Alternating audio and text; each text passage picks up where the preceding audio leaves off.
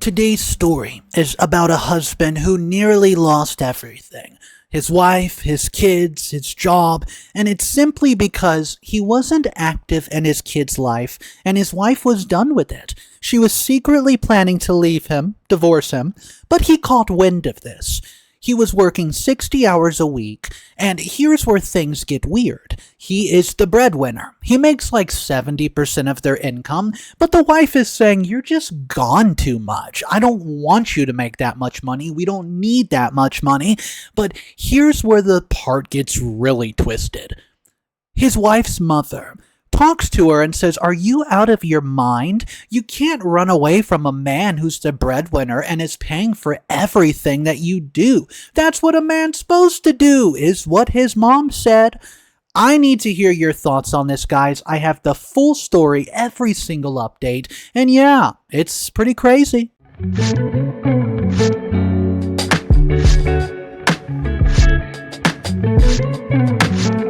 I'm 34 years old, and yes, I messed up. That's the short version. The long version is what I've been systematically failing my wife, Lucy, for years without even realizing it. And now she's basically just running our household like I don't even exist. We have 2 kids, Penelope and Todd. I'm starting to realize I might be more of a roommate than a father or husband. So let me back up some, right? Lucy, she works at this private conservation center with exotic animals. It's her dream job. She's one of those people who can tell you the Latin name of every bird that she sees and gets genuinely excited about animal behavior patterns. 3 weeks ago, there was a chemical fire at a nearby facility that damaged her workplace. Nobody was hurt, but the center shut down temporarily for repairs and environmental cleanup. She's on paid leave, which we both agreed was perfect timing since Todd's daycare had been having staffing issues anyways. Well, I work from home as an environmental compliance analyst. Yeah, you can see the irony. So I'm analyzing environmental reports while my wife's actual workplace got environmentally compromised. My job is demanding. 60-hour work weeks are not unusual, but I make good money and I can do it all from my home office. When Lucy started staying home, I thought this would be easier for everyone. I mean, she's incredibly organized and loves the kids.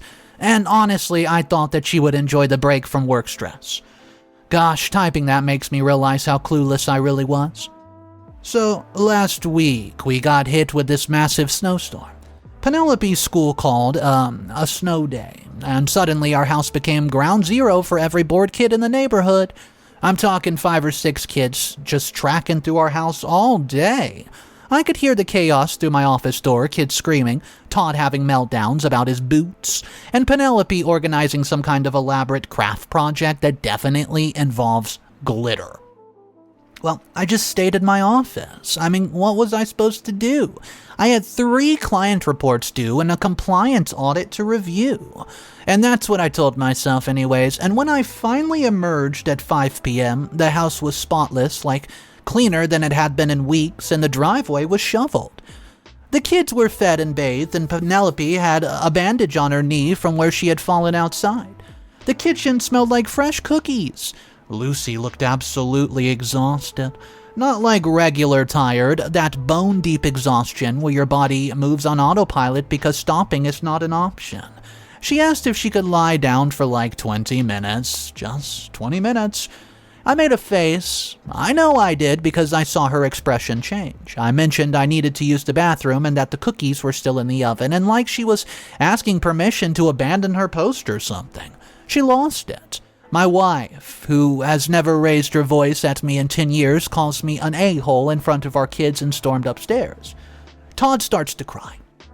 Penelope just stared at me like she was seeing me for the first time.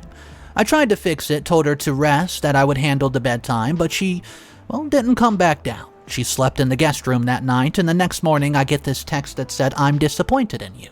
Also, please send me the piano teacher's number for Penelope." That was it. No discussion, no processing together, just cold efficiency. And since then, she's been totally different, not angry. That's what is terrifying. She's just done. She handles everything now without asking for help or input. It's school pickups, Todd's activities, meal planning, doctor appointments, and when I try to insert myself, she waves me off with this tired smile and says that she's got it. The kids have started defaulting to her for everything. Todd won't even come to me for bedtime anymore, and Penelope asked Lucy to check her homework even though math help was always our thing. Yesterday, I made the mistake of saying, "Don't make me out to be the absent dad." She looked at me with this expression that I simply cannot describe.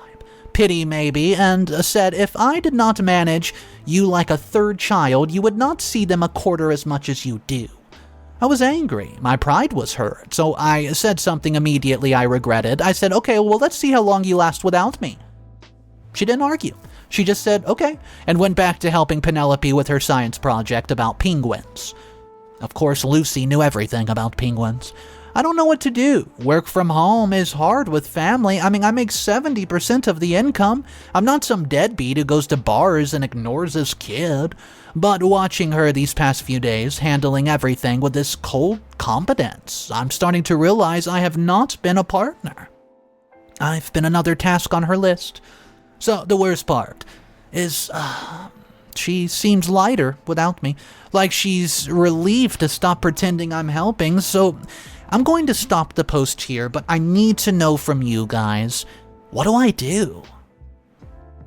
Update number 1, it's been exactly 8 days. Well, the comments on my last post were absolutely brutal. Yeah, some of you called me things that I'm not going to repeat, and others shared their own stories that made me realize I'm part of a depressing pattern. A few of you told me there was still hope if I actually wanted to change. I've been trying to figure out what category I fall into. Lucy has become some kind of household optimization machine. I'm talking military-level efficiency. Breakfast appears at exactly 7 a.m. The kids' backs are packed for the night before, and she's even been doing these elaborate themed dinners. Taco Tuesday actually involved homemade tortillas and 3 types of salsa. She painted our downstairs bathroom during Todd's nappy nap, and she organized a garage while I was in back-to-back meetings. She never asked for help, not even once. I feel like a ghost in my own home. The kids orbit around her like she's the sun, and last night Penelope showed me a drawing that she did at school. It was a family portrait. I wasn't in it, and when I asked about it, trying to keep my voice light, she said that she forgot. My 8-year-old forgot I existed long enough to draw me. I started therapy and found a guy who specializes in family dynamics. So the first session, he asked me to describe a typical day in our house before Lucy stopped working. I couldn't. I literally could not tell him what she did all day because I've never paid attention. I knew she handled stuff, but specifics? No idea. He asked me about bedtime routines. I said, well, we have this cute thing where we all act out Todd's favorite book. Turns out that was not a fun family tradition. That was Lucy managing to include me in bedtime without having to explicitly assign me a task. She was creating elaborate workarounds for my lack of initiation, is what she said. I went home and watched. I really watched. Lucy was simultaneously cooking dinner, helping Penelope with her homework, and keeping Todd from destroying the living room.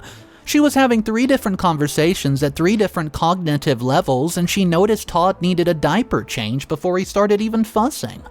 She redirected Penelope's frustration with her math homework before it became a meltdown. She did all this while making a pretty complex meal that accommodated Todd's pickiness, Penelope's vegetarianism phase, and my low-carb diet. So I offered to take over scheduling, and she actually laughed at that. Not mean, just surprised. She pulled out her phone and showed me her calendar. It looked like an air traffic control for a major airport, color-coded, interconnected, with contingency plans for contingency planning.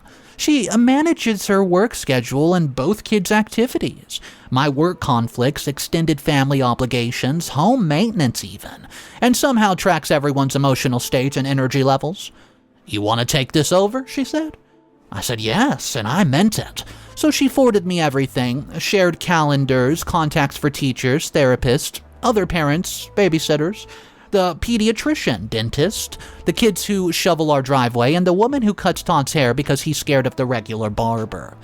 Instructions for Penelope's anxiety, Todd's sleep regression, which foods they'll eat when sick, and how to handle Penelope's mean girl drama at school.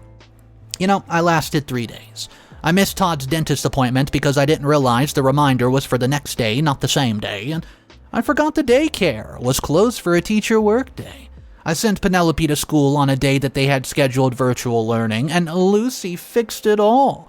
Quietly, with no I told you so, no frustration, she just handled it. I felt useless. I felt worse than useless. I felt like I've been cosplaying as a father and husband while she did the real work. It was bad. Update number 2. 2 weeks later. Hey guys, something shifted after my schedule disaster. I stopped trying to take over and started trying to understand. So I printed out these massive household charts and stuck it on the wall in our bedroom. Started tracking everything, not to take over, but to see it. The invisible labor, as one commenter called it. Do you know how many decisions go into a single day? What Todd eats for breakfast determines his mood for lunch, and Penelope needs exactly 12 minutes of alone time after school before she can handle any conversation. The dishwasher has to run at night, or we don't have clean sippy cups in the morning, and there's 47 different tasks that happen every single day, just to keep our household functioning. 47! I started doing them. Yeah. Not announcing it, not asking for guidance, I just did it. I followed the patterns Lucy had established. WWLD became my mantra. What would Lucy do? It was hard. My brain isn't wired for this kind of multitasking, and I'm used to linear problem solving with clear solutions. This was like juggling water balloons while solving a Rubik's Cube. But I kept at it. So, a week in, I heard Lucy crying in the shower. It was proper sobbing. The kind where you can't catch your breath, and I sat outside the door useless again, but different this time. When she came out, she looked surprised to see me. We sat on our bed, her hair dripping on my shoulder, and she talked, like, really talked. She told me about growing up with a mom who weaponized incompetence before there was a term for it. How her mother would perform tasks so poorly that Lucy at 8 years old took over cooking dinner. How she swore she would never be that woman, trapped and bitter, caring for everyone else while drowning. But here I am, she said. I became the thing I was trying to avoid the most, except I work full-time too, so I'm failing at both. She told me that during the snow day while I was at work, she actually had a panic attack in the laundry room. Todd had been screaming, Penelope was crying about falling, and the neighbor kids were destroying the playroom. She said she couldn't breathe. She sat in the floor between the washer and dryer, letting Todd cry it out in his crib, feeling like the world's worst mother. And then you couldn't give me 20 minutes, she said. 20 minutes to remember that I'm a person. I held her while she cried, didn't try to fix it. I didn't even defend myself, didn't make it about my feelings, just held her. The next day I called my boss and reduced my hours. I took a 20% pay cut, didn't tell Lucy until it was done, didn't want her to talk me out of it or feel guilty. She was stunned. She said, "But what about your career?" I said, "It's just a job. This is our life." And yeah, we started couples therapy. The therapist made us do this exercise where we each described our ideal day. Mine was about accomplishments. Projects completed, money earned, and Lucy was about moments, Todd laughing, Penelope's curiosity, feeling connected to me. We'd been living in 2 different marriages. Slowly, things start to improve. I kept showing up, kept doing the work, not really perfectly. I'm still learning, but consistently. Todd started coming to me for comfort again, and Penelope asked me to help with her penguin project. Last weekend at the park, Todd fell and scraped his knee. He looked around, saw both of us, and ran to me and said, "Daddy, fix it." Lucy smiled. It was a real smile, not the tired one she's been wearing. "Maybe this is the first time I'm not parenting alone," she said. Final update, it's not over. Posted 3 weeks later. I thought we were through the worst of it, I swear. We found a rhythm. Lucy went back to work part-time, the animal center had reopened with new safety protocols, and I was handling all the morning routines and pickups. We were actually talking, not just logistics, but real conversations, and Penelope had started calling me her homework buddy again. Then my boss called. The company was restructuring, they wanted me back full-time, maybe even more. There was a promotion on the table, of course, senior analyst, 30% raise on top of my 20% back. But it meant traveling twice a month and being on call constantly. Old me would have yelled at the opportunity and taken it easily.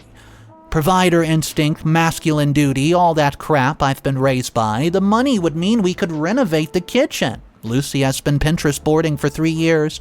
Penelope could go for that fancy art camp and we could actually save for college. I almost said yes. Had the acceptance email drafted, then I heard Lucy singing to Todd through the baby monitor. She was making up lyrics to the tune of Will's on the Bus, about his stuffed animals, and Todd was giggling that perfect little toddler giggle that sounds like joy itself, and I deleted the email. Instead, I started applying for other jobs, local ones, boring ones, jobs with boundaries. I found one at a regional environmental nonprofit, less money than I'm making now, but flexible hours and no weekend work.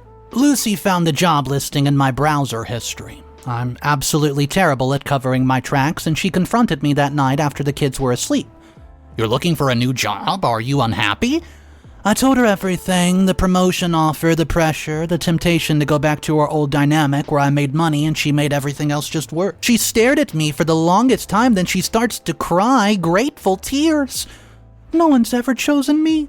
It's always been what I can do for them. My mom needed a built-in helper, my ex needs a mother. Even the kids need me to be functional, but you're choosing us, you're choosing to show up." That night, her mom called. Somehow she heard through the grapevine that I was unemployed now, and she spent 20 minutes berating Lucy for being selfish, for dragging me down, and for not appreciating that a man who pays the bills is enough. Lucy hung up on her. "First time in 35 years. I'm done. I'm done feeling guilty for wanting a partner." I got the nonprofit job, and we had to make adjustments. I sold my expensive truck, canceled some subscriptions, and started shopping sales. But something fundamental shifted. Lucy started to write again. I didn't even know she used to write. She stopped when Penelope was born, convinced that she did not have time for a selfish hobby. She submitted a short story to a magazine last week, and it's about a woman who turns into a ghost, but no one notices because she still does all the same things. Penelope had her spring concert last week, and she played the piano, a piece that she's been practicing with a teacher whose number I finally remembered to share. And before she started, she grabbed the mic and said, "This is for my parents, who show me every day what teamwork looks like." The other parents thought it was cute, and Lucy and I were trying not to sob. Last night, I found Lucy in the living room playing some cozy farming game on her Switch, wearing my old college sweatshirt and fuzzy socks, and the kids were sprawled on the carpet, Todd building something with blocks while Penelope read to him about, you guessed it, penguins. "Hey," she said, scooting over to make room for me on the couch, "want to watch me fail at digital architecture?" I sat down, and Todd immediately climbed into my lap, bringing his blocks with him. Penelope moved her book so that she could lean against my legs, and, Lucy rested her head on my shoulder. Guys, for the first time since I can remember, I didn't feel like I was visiting someone else's family. I felt like I was at home. I know this isn't like some fairy tale ending story. We still have work to do. I still catch myself defaulting to old patterns, and Lucy still sometimes slips into doing everything herself when she's stressed, but we're aware now. We see each other. Yesterday, Todd drew a family picture at daycare, 4 stick figures holding hands, all of us together. In our fridge now, right at his eye level where he can see it every morning and know that we're all here, we're all present, we're all choosing each other. And that's enough. Actually, it's everything.